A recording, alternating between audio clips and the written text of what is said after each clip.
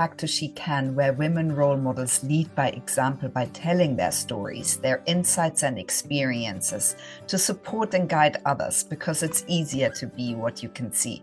And I'm absolutely delighted to be talking to Emma Duffy today. Emma, welcome to SheCan. Oh, thank you, Stephanie. It's such a pleasure to be here. Thank you for having me. Emma, you're the CEO and founder of Ravelon, which is a holding company for My Forever Tooth Fairy, which is a brand you launched, and it promises to redefine the tooth fairy tradition globally. The first gift set, a treasured childhood keepsake, is out now to amplify the magic of the tooth fairy tradition, turning it into a magical and meaningful experience for parents and children. Tell us a little bit more about this journey and how you got to where Wow. you are today. Yeah, so it feels like it's been a long journey, but I suppose it isn't really in the grand scheme of things. So my background, Stephanie, is marketing. So I was working in marketing roles for 20 plus years, giving away my age. So in my mid 40s now at this stage. And I was rising up the ranks, and I suppose when you think back to childhood, I came from a working class family. I didn't have role models around me who were entrepreneurs, but I did put value in hard work. And I said, well, look, I can push myself. I'm in a country here in Ireland where I can have a career. I can, get the nice house, have the 2.4 children in the family and all that kind of good stuff. And I suppose they were the dreams back when I was a child coming into a teenager, and they were all achieved. And then you get the dream, and then you realize, oh my word, this is the corporate world, and trying to be a mother and being a good mother was always kind of top of my priority list. But I loved my work. I think I was pretty good at it. I worked in a tech company. It was quite large. They were scaling globally. And when I joined that company, that was my last role, I knew that it was a 5 year journey to really give it my all. And I got to year six, and I knew there was going to be another step change, another gear up where I would have to go, and lots of travel and things like that. And I'm not a natural risk taker. So for anybody out there, I absolutely say if I can, she can, you absolutely can, because it was not on my radar to become an entrepreneur. I'm not. I'm the steady girl who is the good girl, goes to work, gets everything done, doesn't take risks. But I think I probably got to a point of maybe burnout. And I won't say total burnout, because I think that's a disrespect to people who go through it quite badly. But I remember going on holidays with my mum and my sister for her birthday, for my mum's birthday. And I come home, and everybody was like, you were so quiet on that holiday. And I am not quiet. I'm a talker. Um, and I came back to the emails, and I opened up the laptop, and I just said, it was just an out of body experience. So I said, I just can't do this anymore. So that's, sorry, a bit of a long-winded way to get to it. But at that point, I had no idea about My Forever Tooth Fairy. I had no idea that this idea was going to come to me, but I went in that day and handed in my notice. Drone-like view, I just did it. There was no convincing me. I didn't know what I was going to do. So it was kind of scary, but I just knew I had to make a step change. If I didn't do something drastic, I was going to stay on the hamster wheel. And it was during that summer that my daughter Ava, who's in one of those photos there behind me, she was at that age six, turning seven, and she'd lost some teeth already, but she was losing a lot more. And she was so inquisitive about the tooth fairy tradition. But I had also noticed with my daughter when she started school, before she started school, she was a rocket. She was that personality that came in and commanded the room. And I noticed when she went to school, she started to maybe go into herself a little bit more and start questioning who she is. So at that time, she was asked about the tooth fairy, and she was like, well, why did the tooth fairy come all this way to collect these teeth?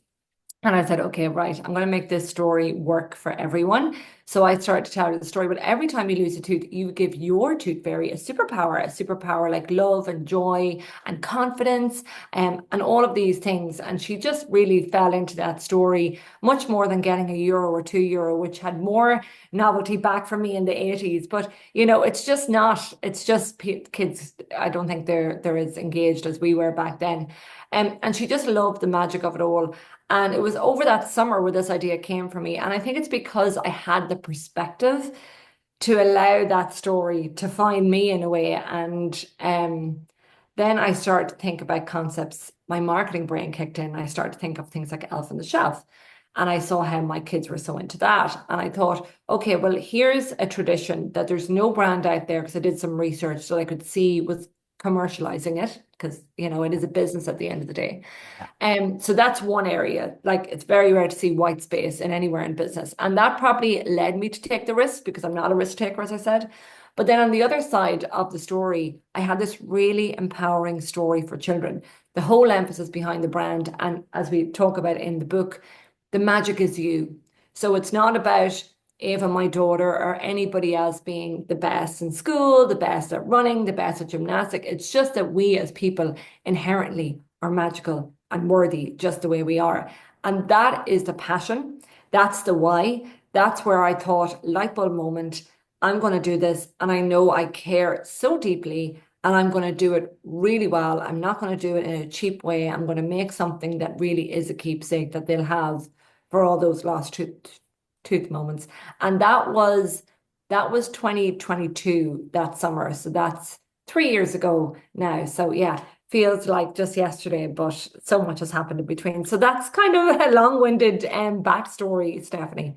And I love it, Emma, and thank you for going into the details. So tell us a bit more of where you're at now. Show us your product. You've got it Oh, right there yes. next to you. So Explain to here us she what is. this, oh, beautiful. Explain to Yeah. us what this is exactly. So for me, a lot of people were saying, well, look, just write the story. And I was like, no, no, or just create the doll, or just, I remember I was going through some entrepreneurship programs, and they were saying, well, I was very keen to have this beautiful box. And, the cheaper thing would have been to put the book and the doll together and just put it in a bag or something. And I said, no, I want this to be an experience for children. I also want a box where everything's in the box, and it's kind of a keepsake as well. So the creation of the product, this is what's received. This is the girl version. And we have our boy version launching this summer, which I'm so excited about, because the demand for the boy is great, and it just shows that little boys need this in their life too. It's all about action figures and action heroes, and this is something where they're the hero of the story. But yeah, so the box here is beautifully designed. There's a little naming certificate on the side. And all of the illustrations were hand painted by a wonderful illustrator in Wales, Alice Wong. And I wanted them to be hand painted because I didn't want them to feel in any way computer generated. Yeah. So that was really important. So a lot of investment in that. And then when you open up the box, so I don't know if you can see there. Yes, beautiful. So I wanted her to be on a fairy swing with fairy lights, that when you open the box, it lights up. So that was a level of cost, that was a level of, obviously the safety protocols, everything that goes with it. But I just had a vision. And then in here, there's a little drawer. So it's your tooth tote. So it's a little bag that they can put their teeth in. And parents are actually using the drawer to put the tooth in rather than under the pillow. So easier Yeah. for the tooth fairy to find. And in here, there's magic mail. So in here, sorry, I don't have little delicate children's hands. There's a little fairy dictionary. So that goes with the book. And then the book is in here as well. So I can show you the book. The book obviously is the hero part for me. And in the book, you'll see there, you can see all the Yeah. fairies at the front. So the Yeah. idea is to introduce a range of fairies of different ethnicities, but we're at that early stage. So in the story, it tells exactly what happens when the tooth fairy comes. But it's a lovely story, and we have all of our magical pets as well. So there's a lovely Oh, range of characters in there. So the story alone, there's wide appeal, and it's fully illustrated throughout, because I wanted to make sure that if a child of 5 was reading it when they were losing their first tooth, they could read it with their eyes. But then as the child grows up, because they lose 20 teeth up to the age of about 12, that even if they're reading at a later stage, they're going to get something a bit more for it. And then at the back, there's a little magic tooth tracker. So every tooth that you lose, you can you can track the superpower that you give to your forever tooth fairy and what age and date you were. And then there's other little extras in there. So and I suppose what's lovely now about the product is I wanted that initial, when children got it, to go, oh, wow. But I've seen my kids so many times have that toy initially and get so excited, and then it ends up in a corner somewhere. So I yeah. wanted to make sure that there was depth to the product. So even the doll itself, it's totally custom made by ourselves. The doll is soft and posable, because I want them to be able to take her to bed. That was Yeah. so important for me, because most dolls are hard. And Mhm. then the hair, so it's great fun.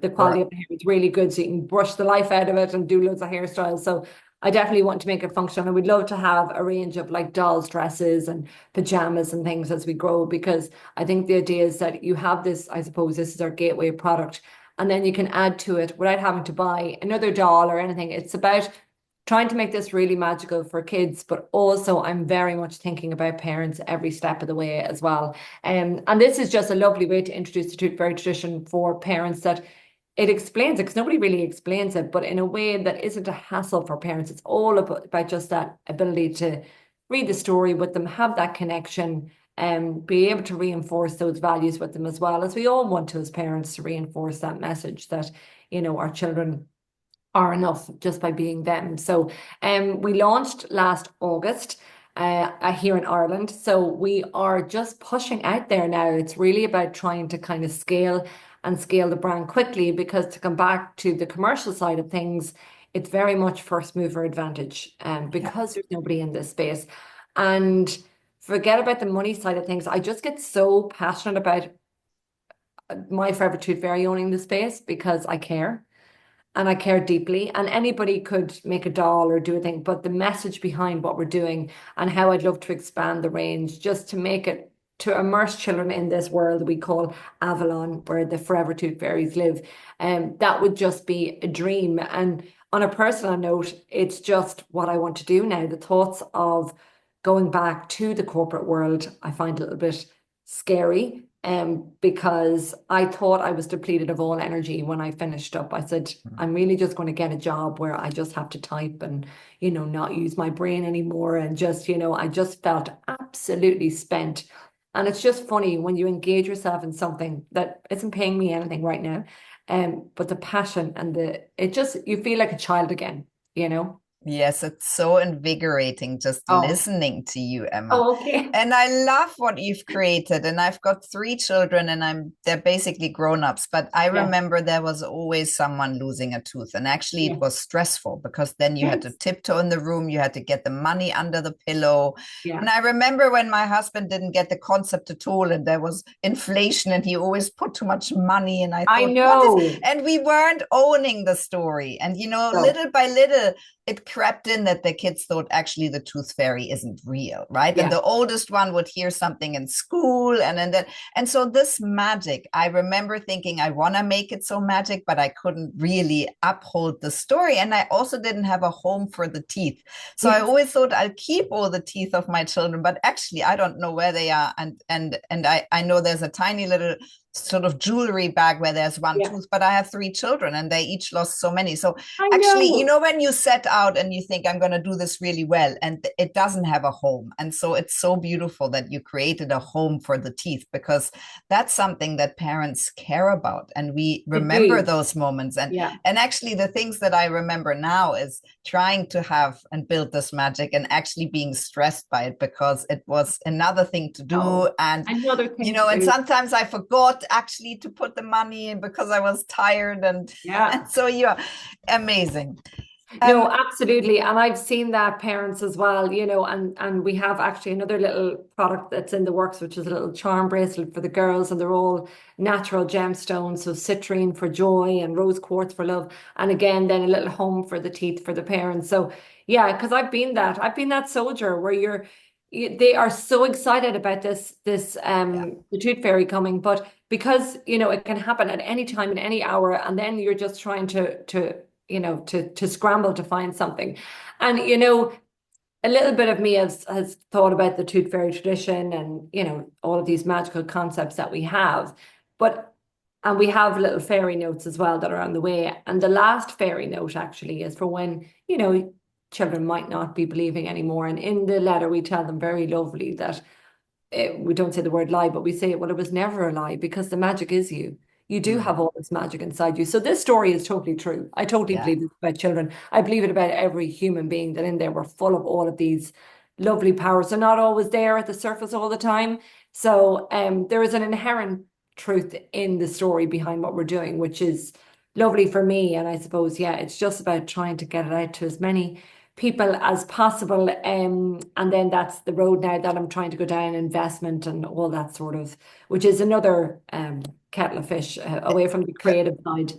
Yes, Emma, and so let's talk about that a little bit. You've been bootstrapping this venture so far. Tell us a bit more about this journey of trying to bootstrap, and we're also bootstrapping SheCan. It's really a tightrope walk.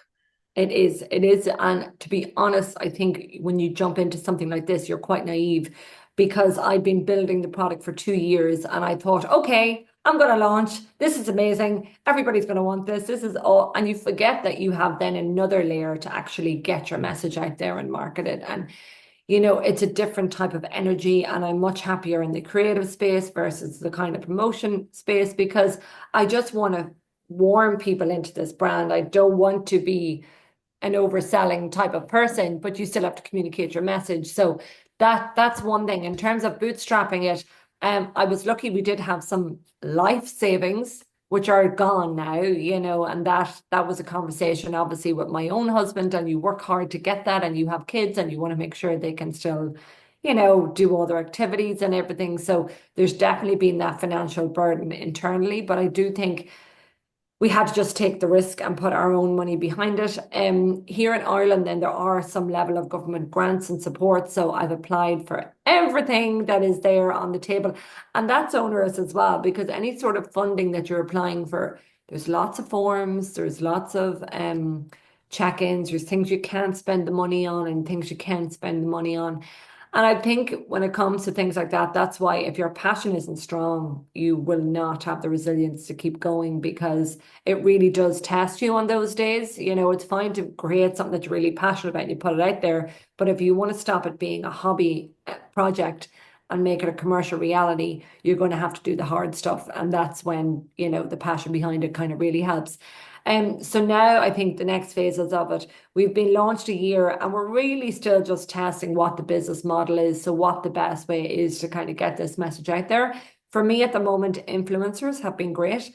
People can be a bit naysayer about the influencing marketing at the moment, but I've found the mumfluencers, as I call them, to be really receptive to the product because they engage with it and they like it. And I suppose they're not used to seeing a toy like this come through. And they've been very kindly sharing the message for me purely just for gifting, which has been great because obviously that's a low spend. And that was always the model that I thought would work. So, you're trying to dabble with meta advertising, you're trying to dabble with becoming viral on TikTok, which is not going well. Um, and with Meta as well, there's a certain spend where, people say, look, if you're not spending €100 a day, Yeah. really, there's no point. I'm like, well, I just don't have €100 a day. So a lot of the growth now is organic. I am in some leading retail stores in Ireland as well, which is great. But Ireland is too small of a market for this. So Mm, it really does need investment to scale up. So I'm looking at looking at potential investors now. But that's a whole different language. It's a whole different learning experience. It's a bit daunting, but with anything I've done with this, I just break it down into little mini chunks and I have to get educated about this. But you know what? The great thing is I'm learning every day. I didn't think I'd be learning about investment, but I need to learn a level about it. I'm never going to become the expert, but I need to know enough about investors, TikTok, Amazon. I need to know a little bit about all of these things so that when I hopefully can move forward or bring in a team or get that investment, that I have that grounding of knowledge. Because for me, it's very important that I retain control of this. And forget about the money side of things. It's more about that I can forge the direction of this brand the way I want it to be forged.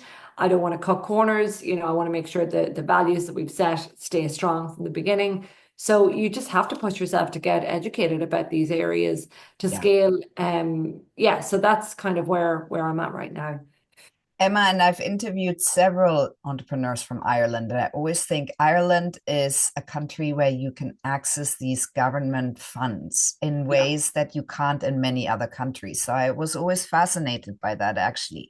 And I also remember that those entrepreneurs in there from different industries, that's what started them off. And they were then crowdfunding more than asking sort of institutional investors, because then you give so much power away. Yeah. So I sort of feel there is so much one needs to learn, as you said earlier. Um, Emma, what do you feel are your main learnings? If you look back over the last 2, 3 years of, running your own company, you know, having to market it and promote it with very limited financial resources, and I really know about that. What are your main learnings or takeaways Yeah, that I you could think share? because you're very much at the creation stage, and I'm very clear on that end goal, and that's a big, huge, massive end goal. So, your eyes on the prize of this big, huge goal that you have to own the tooth fairy tradition globally. But then you're such a tiny little minnow right now. So for me, it's been really about it can be very hard to get demotivated. So you can wake up today, there's nobody on my back. I could just, head off into the lovely sunshine that's out there. So what I've done really is push myself like I was in that corporate job. But what I've done is I've said, okay, what's my big, big task for this year? So for 2025. And I've got 6 things.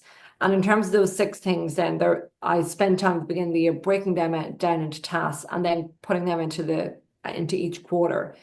And if they don't happen first, nothing else happens. So I think as an entrepreneur who's trying to do everything, you're the solo person, you have to be so careful with your time.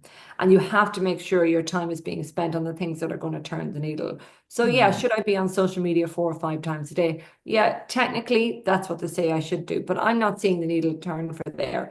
Where I'm seeing the needle turn is say for influencers. So I make sure that I contact 25 influencers every Monday. I find them, I make sure they're a fit for the brand, I reach out to them, and that takes a full day. But Mm. that's where I see the time being spent. So managing your time is one thing. I think, yes, absolutely being lean is really important. And there's a lot of the things you can do yourself. But what I will say is be lean, but when it comes to your product and your vision for your product, if there's things that you feel in your gut, not to compromise on them, keep pushing to get it right. Because now when you are in the other stage of, you're out there and you're building traction and building awareness, it's harder to go back into the creative frame to get changes made. Yes, and even with my product, there's little improvements I want to make along the way. But the core product, I'm really happy with. And particularly when you're going into retailers, you have to have that confidence. I think it's different when you're looking at a tech product where it's in beta and you can say, oh, well, we're road testing and you can make those tweaks. But when you've got a physical product, I would say do everything you can to get that product right because there's so much stuff out there, and to be able to have that cut through, you really have to kind of have your USB very clear. I would say surround yourself with mentors, whether it's people that you worked with previously, whether it's female entrepreneurs groups, whatever you need to do to make sure you've got a sounding board, people that you can say, pick up the phone and say, okay, I need to find out a fulfillment house. Have you reached out with anybody? How do you find them? Because Google's not good enough. ChatGPT is not good enough. You need to circumvent that. You need the real world experience for people. And the one thing I've found, particularly here in Ireland, female entrepreneurs are so happy to share and help Mm. because we just want to pay it forward for people. Mm. So do reach out. And I would say, as well as having a mini advisory board that's free, you just buy them coffee. I would say also have a friend in that space who is just a friend who you can leave a voice message for. I leave multiple, to say, oh, I'm having a bad day because I did this reel and I thought it was going to get so many hits and I didn't. And they will get your world.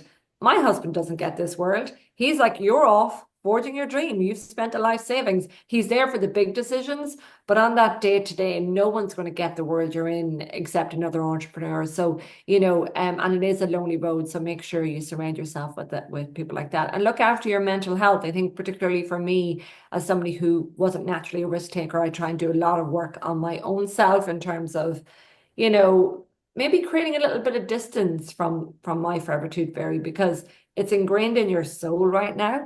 But you also have to remember if this doesn't work, that's okay. You gave it your all.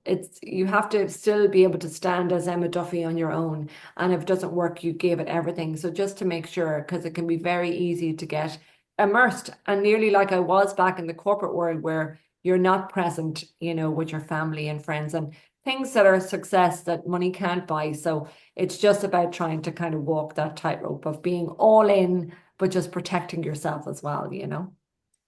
Emma, so what will success look like for you?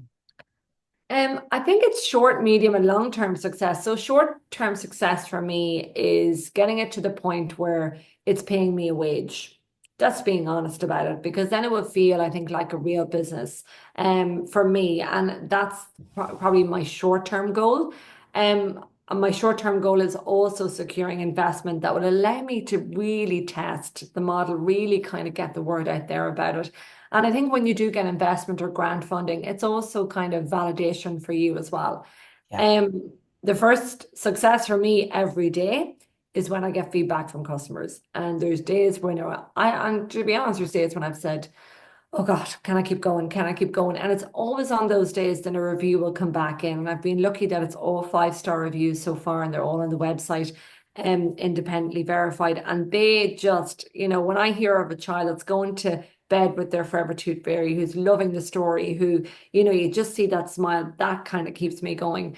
I think longer term, it's absolutely scaling outside of Ireland, particularly into America. It's obviously a huge market for this, the Yeah. UK. And there's a number of other markets where the tooth fairy tradition exists. Some countries have a tooth fairy mouse, but we'll work on them. And really being able to, I suppose, go back into my creative bubble and expand out the range as well is something that is that medium term. And for it to be the big, hairy, audacious goal, as they call it, is to be the brand that owns the tooth fairy tradition globally. And, that's where we're looking kind of down the line. And another success for me would also be able to hire a team, and to hire a team of women, parents, who, whatever the case may be, but that we don't have to say to them, don't drop your kids to school, don't pick up your kids from school. It's like, no, no, no, we can build a successful company about what's also being present parents, and not, diluting that as well, because that was one frustration for me. So I'd love to be able to introduce more flexibility into a workforce and have people engaged around working on a brand with a really strong mission behind it that allows them to really have balance in their life as well. Emma, when I listen to you, I really get inspired. I think you have a Oh, beautiful product. I think you got a long way to go. You just have to figure out how to, the little steps to make it yeah, there. You lead so beautifully with this, passion and mission, but also the things you've put in place so far, where you have a product out in the market that is getting good reviews. Um, what would you say are you most proud of to date? um, I think I'm most proud of not being me and taking that risk to do it, because that's not naturally who I am, of just kind of taking a chance on me. That was something that, I didn't see doing. And to be honest, just bringing something good into the world. There's an awful lot of Mm, stuff out there, as I said, an awful lot of things that, you know, that they're not working hard enough, particularly in the kids sector. For me, toys need to work harder. They're yeah, too dispensable, they're too yeah. throwaway, too much packaging, there's too much, yes, that initial excitement, but where's the depth behind it? Where's bringing them back into the imagination? And we're all worried about technology and things. Well, okay, toy industry, work harder to make physical toys more engaging for children to play with.